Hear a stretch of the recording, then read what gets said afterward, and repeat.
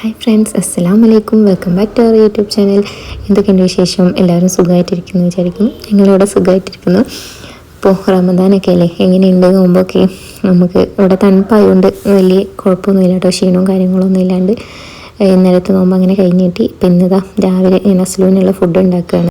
അസ്ലൂന് ഇന്ന് അപ്പവും പാലുമാണ്. പിന്നെ ഞാൻ ഇവിടെ കുറച്ച് ഉള്ളിയും തക്കാളിയും ഇഞ്ചി വെളുത്തുള്ളിയും ക്യാപ്സിക്കൊക്കെ അരിഞ്ഞ് വെച്ചിട്ടുണ്ട്. ഇന്ന് ജംഷിക്ക് ഓഫീസിൽ നോമ്പുകാരുണ്ടെന്ന് പറഞ്ഞുകൊണ്ട് നമുക്ക് കാര്യമായിട്ട് പണികളൊന്നും ഇല്ല കേട്ടോ. അപ്പോൾ ഞാനിന്ന് എനിക്ക് കുറച്ച് കുക്കറിൽ മന്തി പോലെ മുട്ടയൊക്കെ ഇട്ടിട്ട് ഉണ്ടാക്കാമെന്നാണ് വിചാരിച്ച് അതിന് ഞാൻ മുട്ട വെച്ചിട്ടുണ്ട്. പിന്നെ കുക്കറിലേക്ക് കുറച്ച് ഓയിൽ ഒഴിച്ചിട്ട് ഇഞ്ചി വെളുത്തുള്ളിയൊക്കെ ഇട്ട് ഏകദേശം ഒന്നായപ്പോൾ സവാളയും കൂടി ഇട്ട് കൊടുത്ത്.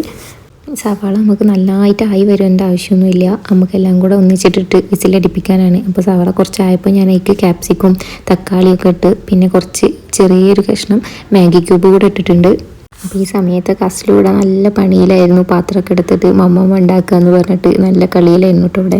പിന്നെ ഞാൻ അതിലേക്ക് കുറച്ച് ടൊമാറ്റോ കെച്ചപ്പും പൊടികളൊക്കെ ഇട്ടിട്ട് നന്നായി ഇളക്കിയിട്ട് മുട്ട കൂടി ഇട്ടിട്ട് നന്നായി ഇളക്കി വെച്ചിട്ടുണ്ട്. ഇനി നമ്മൾ കഴുകി വൃത്തിയാക്കി വെച്ചിട്ടുള്ള അരിയും കൂടി അതിലേക്ക് ഇട്ട് മിക്സ് ചെയ്തിട്ട് ആവശ്യത്തിനുള്ള വെള്ളം ഒഴിച്ച് വിസിലടിപ്പിച്ചാൽ നമ്മളെ ചോറ് ഇവിടെ റെഡി ആവും കേട്ടോ. അതിൻ്റെ ഇടയിൽ അവൻ്റെ താത്ത അസ്ലൂനെ എടുത്ത് കൊണ്ടുപോയിട്ട് ഓരോ റൂമിൽ ബെഡിൽ ബ്ലാങ്കറ്റൊക്കെ വിരിച്ച് കിടത്തിയിട്ട് നല്ല കളിയിലായിരുന്നു കേട്ടോ.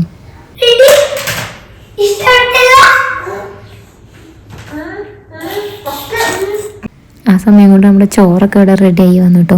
പിന്നെ ഞാൻ അസ്ലുവിന് ചോറ് കൊടുക്കാനും നിസ്കരിക്കാനൊക്കെ വേണ്ടി റൂമിൽ പോന്നു. റൂമിൽ വന്നിട്ട് അസ്ലു നല്ല കളിയായിരുന്നു. അത് കുറച്ച് കഴിഞ്ഞപ്പോൾ പിന്നെ അവനങ്ങനെ ഉറങ്ങി.